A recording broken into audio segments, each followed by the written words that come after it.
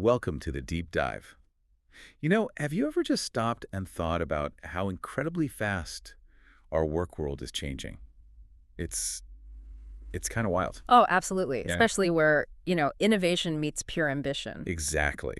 And these evolving work models, remote work being the big one, they're fundamentally reshaping things like trust and commitment.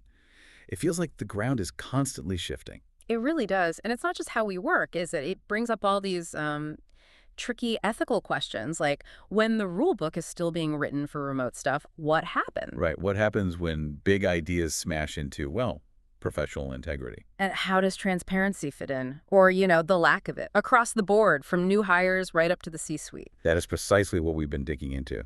So today, we're taking a deep dive into a controversy that really got the tech world talking. It became known pretty quick as Soham-gate. Yeah, that name stuck fast. And look, it's not just about this one person, though. That story alone is, frankly, pretty gripping.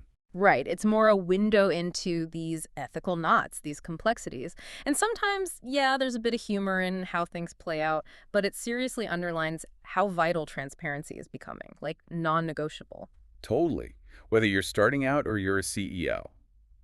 So our mission today, unpack this story, really get into the details. And explore how it contrasts, like really starkly, with things that are totally accepted practice for, say, industry leaders. And then figure out, okay, what does this all mean for the future of work, for trust, especially as everything gets more digital, more spread out. We definitely found some surprising things. And yeah, maybe just enough humor, the kind that bubbles up naturally from these situations to keep you locked in. So should we jump in? Let's do it. Okay, segment one, the curious case of Soham-gate.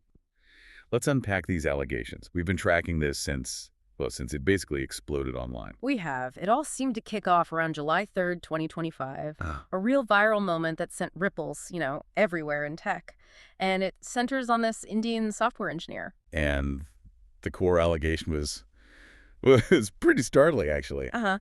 This individual was accused by some really prominent founders. Suhail Doshi from Playground AI was one. You probably remember him from Mixpanel. All right, former Mixpanel CEO. Yeah. He and others accused this engineer of working at, get this, 3 or 4 startups at the same time. Simultaneously. Yeah.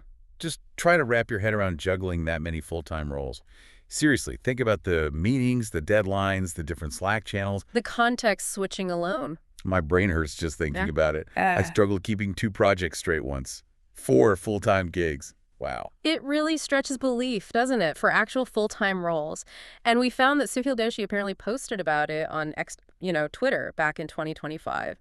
A direct warning. What did he say? He said he'd allegedly fired the individual within a week of hiring, cited dishonesty, and claimed the resume was, quote, probably 90% fake. 90% fake. That's a huge claim. Points to a massive, immediate breakdown of trust right from the get-go. Exactly. And it wasn't just 1 or 2 places, apparently. Our diggings suggested the overlap was pretty widespread. Yeah, like where? Well, the reports named multiple Y Combinator-backed startups, places like Lindy, Fleet AI, Antimetal, Allen AI, Synthesia, Dynamo AI, Union.ai, a whole list. Wow, some recognizable names in there. And the reported job periods for these roles, they seem to overlap significantly. Which just begs the question, how? How could someone realistically be, present and effective at so many demanding startups at once without anyone noticing sooner? Makes you wonder about the vetting, maybe. It does. And the allegations reportedly went beyond just double dipping or triple or quadruple dipping, I guess. Like what? Fabricating resume details, apparently, like maybe entire jobs or skills, and even giving false location info. False location. How does that work? Well, we found this one story. It was pretty eyebrow-raising. A company supposedly shipped a laptop to a U.S. address, Yep. only for it to be received by someone who claimed to be his sister. Whoa. So like misdirection on where he was actually working from. Seems like it. And even after getting terminated from some places, the individual allegedly just kept applying to other startups. Hey, man, that really does expose some maybe vulnerabilities in remote hiring, doesn't it? Yeah. Especially when companies are moving fast, trying to hire quickly. Definitely. Speed versus thoroughness. It's a constant tension. So then came the public reaction. And this is where it got kind of wild, right? How fast it turned into Soham-gate. Oh yeah, it exploded. Memes everywhere. X, LinkedIn, startup forums. People were calling him the CEO of multitasking. I saw that one. And the joke, Soham Parekh, the only man who can be late to all his meetings at the same time. Huh, yeah. And those memes with him juggling like 4 laptops, each with a different company logo. Saw those too.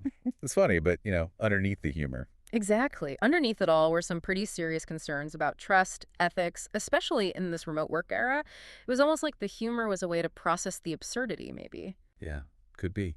And it's worth noting, just for context, his background. He had a bachelor's from the University of Mumbai, then a master's from Georgia Tech, finished around May 2022. Right.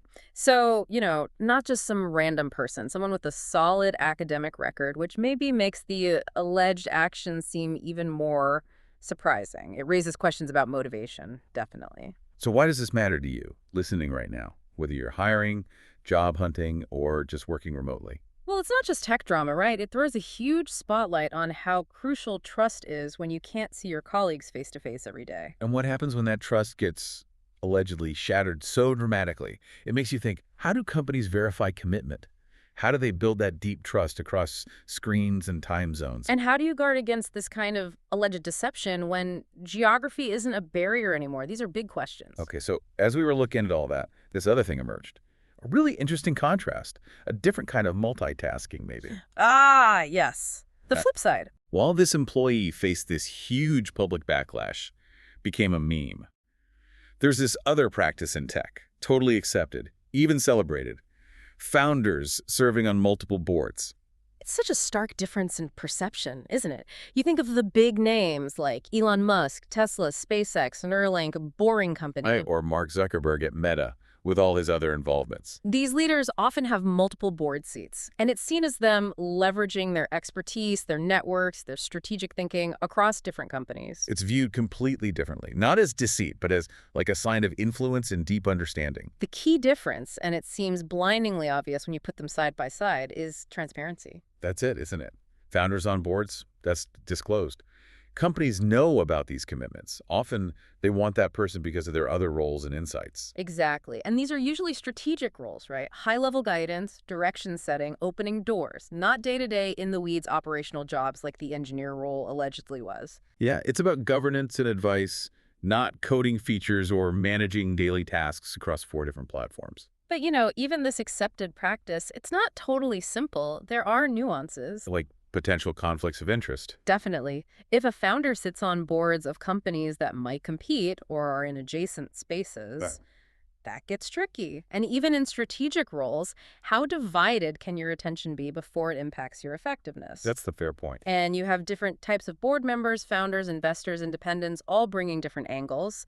Plus, stuff like control mechanisms. We saw reports about Mark Zuckerberg's founder-preferred shares giving him super voting power. Super votes, yeah. Which leads to debates about fairness, corporate governance, ensuring power isn't too concentrated. So even the accepted model has its own ethical layers to peel back. So putting these two scenarios together, what does this comparison mean for you? It really forces you to think about those ethical lines, which can be kind of blurry sometimes, right? Totally blurry. Why is one situation the employee allegedly working multiple secret jobs seen as deceitful, sparking memes and outrage? While the other founders on multiple boards is seen as just leveraging expertise, being a strategic asset. It's not black and white. It really highlights the different expectations we have for different roles in the hierarchy, doesn't it? It absolutely does. Makes you look beyond the action itself to the context, the disclosure, the nature of the commitment. Which really brings us to the core of it, drawing that ethical line in this constantly shifting digital sand. Yeah, we've got this alleged breach of trust by an employee on one side. And this accepted, transparent practice by founders on the other. It's quite the paradox. And for employees, it seems clear, right? Moonlighting, especially without telling anyone, like in the Soham-gate allegations, that's seen as a major breach. Especially for startups. They rely so heavily on every single person being fully committed. Resources are tight, every hour counts. One person not pulling their weight, or worse, dividing focus secretly. It could be disastrous for a small company. Absolutely. Whereas founders, they're almost expected to wear multiple hats. But the key, again, is that transparency. Everyone knows. Investors know, the companies know. It's often public knowledge through filings. That disclosure seems to be the ethical lubricant, even when attention is split. It fundamentally changes the expectation, like you said. So this makes me wonder, does the tech industry's whole hustle culture play a role here? The glorification of overwork, side projects always being on, That's a really interesting point. Does that culture inadvertently blur these ethical lines? Does it push people to take on too much, maybe even hide things, because more is always better? Could be. It sets this extreme expectation for commitment without maybe defining the too much boundary, clearly. And the Soham-gate incident, it really did shine a light on those remote hiring vulnerabilities we talked about.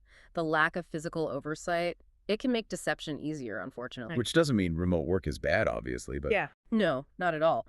But it means companies need stronger processes, much more rigorous resume checks, maybe deeper reference checks, really verifying commitment. perhaps even using tech itself, like better background checks, maybe AI for vetting, or blockchain for identity. Things are evolving there too. It's a call for, yeah, stronger foundations in this distributed world where you can't always just shake someone's hand. And maybe this whole thing prompts a bigger question for the industry.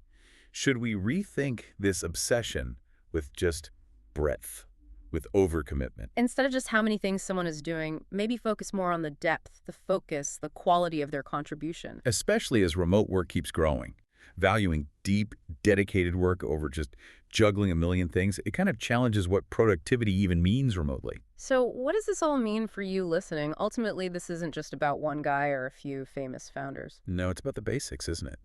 Trust, integrity, transparency, the bedrock of any work relationship, no matter your job title. And those principles, they're becoming even more vital and maybe even more complex as work and life keep blurring, as physical presence matters less. It's a reminder that integrity, well, it's always essential.